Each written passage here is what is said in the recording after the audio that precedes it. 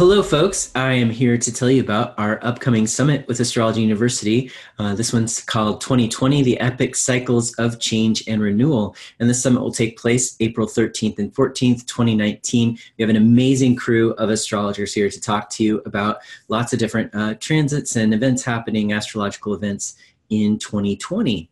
So lots of folks are interested in some of those big cycles like the Jupiter-Saturn grand conjunction at the end of the year, and the big configuration of Jupiter, Saturn, and Pluto in Capricorn throughout the year. So I have one of our guests, Melanie Reinhardt, here to tell you a little bit about what she's going to be sharing with you. So thanks for joining me today, Melanie. Well, thank you, Tony. I'm really looking forward to the summit. Yeah. I am too. I mean, I always get excited about these summits, but this one I'm very excited about with the subject matter. And everybody has put together such interesting lectures for folks, yourself included. And your lecture is titled Chariklo and the Saturn-Pluto conjunction. So can you tell folks a little bit about what you're intending to share with us? Yes. I'm looking forward to sharing this material, which I've been working with quite intensively over the last 2.5 years or so. And Chariklo is a minor planet in the Centaur category. And in the mythology, she is the wife of Chiron. And astronomically, Chariklo is the largest of these Centaur objects and the one who has the most stable orbit. And as I'll describe in my talk, already in that brief astronomical picture, we start to see the symbolism coming through. And there's not a great deal of mythology about Chariklo from the usual classical sources. So that leaves plenty of room for both our imagination and also our observation of what is the Chariklo process. Because I tend to regard the centaurs not so much as defining personality traits or somebody's character and so forth. They seem to relate most strongly, at least in my experience, to very potent inner processes. So to me, it makes more sense to look at them as processes which we may enter at one time or another in our lives. And so Chariklo is a very deeply yin kind of energy. So as the wife of Chiron, in my imagination, I thought, well, it must have been Chariklo who was looking after him for the many, many hundreds of years, according to, I think it's Apollodorus, who says that Chiron lived with his unhealing wound for 900 and something years until his suffering was resolved by changing places with Prometheus. So one day it occurred to me, well, he must have been having his wife look after him during that whole time. So we see Chariklo as a very particular enabler of healing. Seems that she represents and brings a quality that's crucial in the healing process, which is the capacity to bear with something and to honor our own experience without imposing our own ideas or even astrological ideas on it, but to stay very conscious. So it's a very embodied kind of energy.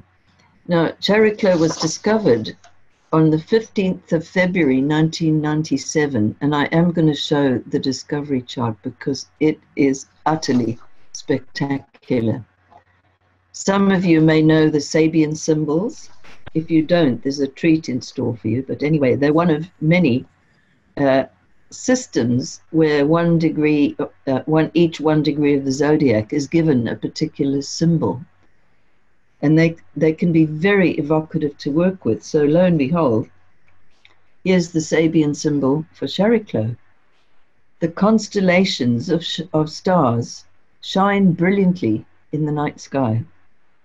And the keynote, this is Dane Rudhyar, Astrological Mandala. You can see how beaten up my copy is. So he says the power of basic spiritual values, which refer to man's common humanity and all enduring archetypes. This is so wonderful. So he talks about the experience of the night sky with its multitude of stars, especially brilliant in all the countries from which astrology came, is just as basic and archetypal an experience as that of sunrise, full moon, and seasonal changes. And his keyword, very interestingly, is permanence.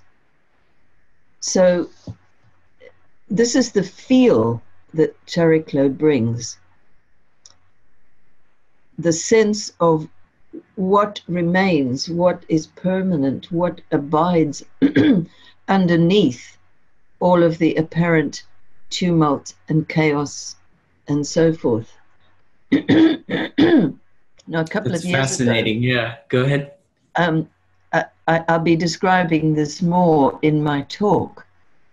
It was as if the energy or the being of Chariklo, I don't know how else to put it, sort of crashed into a session that I was having with a client amidst some very interesting and very, very poignant and precise symbolism. So I look forward to sharing that. But once the client and myself kind of got over the excitement of what just happened, I got curious about, well, okay, well, where is she now?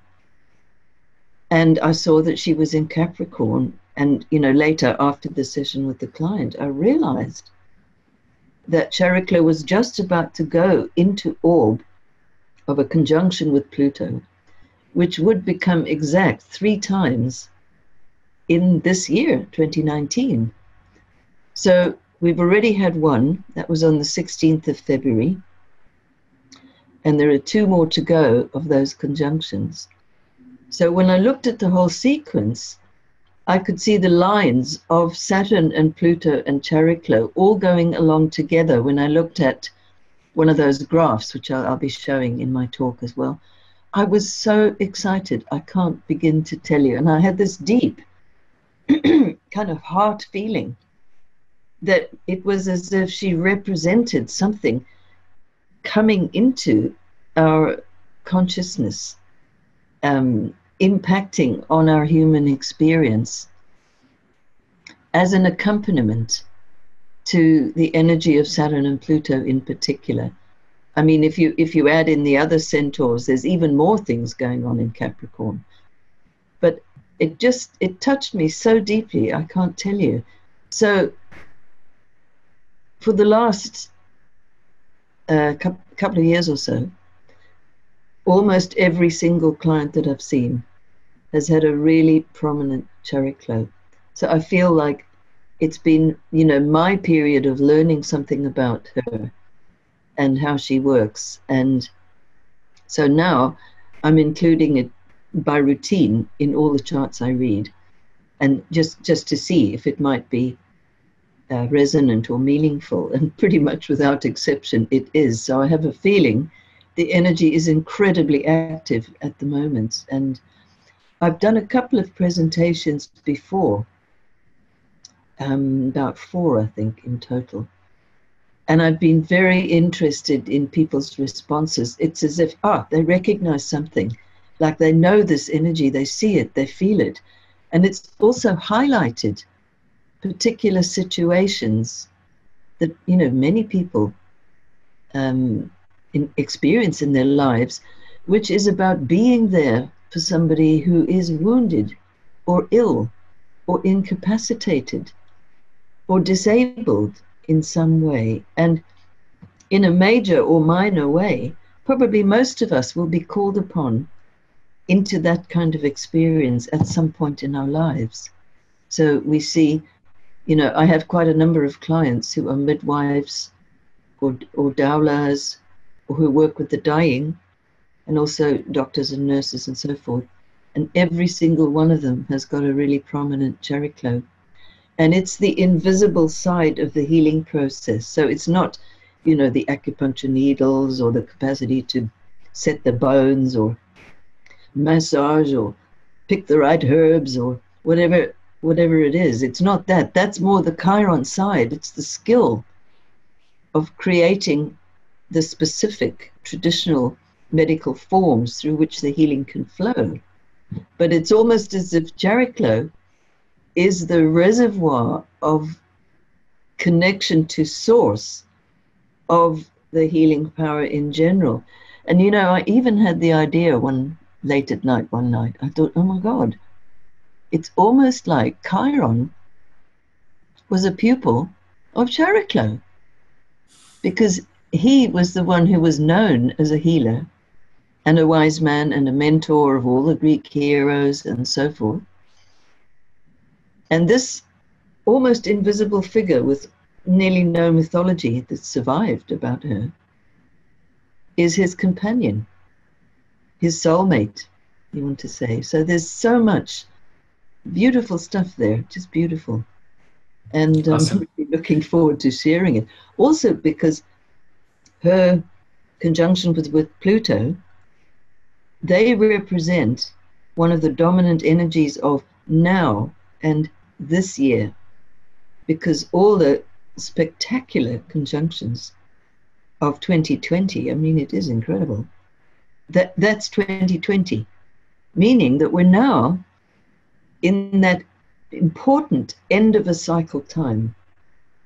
And there's very particular themes that go with end of cycle times in astrology. And so lo and behold, Chariklo, the centaur, trots along to help us out with these end of times that we're in now.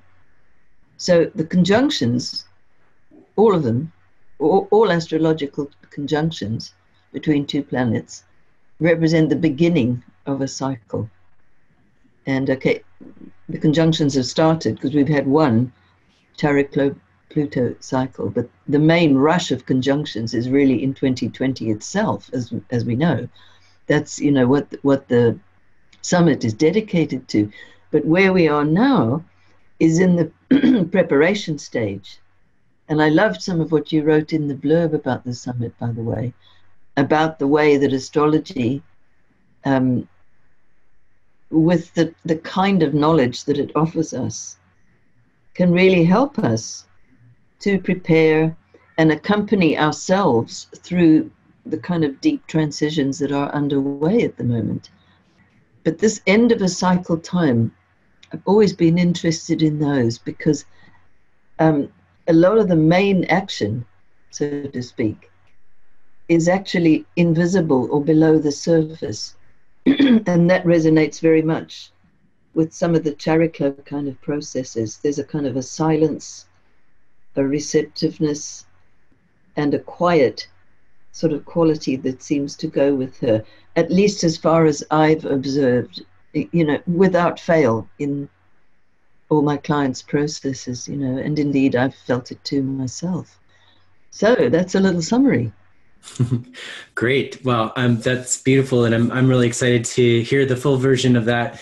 And it's definitely going to add to some nuance to our to the qualities of those configurations coming up. That it sounds like you're the perfect person to share your thoughts about that with us. So if you would like to tune in to Melanie's talk, she's going to be presenting live on April 14th at 11 a.m. Pacific time.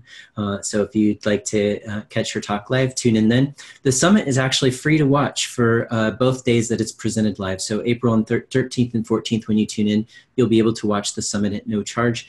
And each talk is available to watch for 24 hours at no charge. So we also include the replays for you to watch for 24 hours. If you would like to own all the recordings, we offer you the chance to do that as well.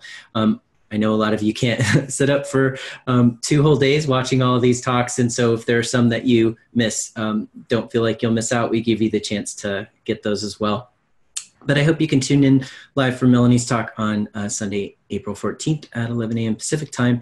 And if you would like to sign up, it's free to sign up and to get the login info and all that at astrologyuniversity.com/summit. And you can also find a link on our homepage. So thanks for tuning in today. And thanks, Melanie, for joining us. And we look forward to seeing you at the summit. Thank you. Thank you. I'm looking forward to it as well. Thank you.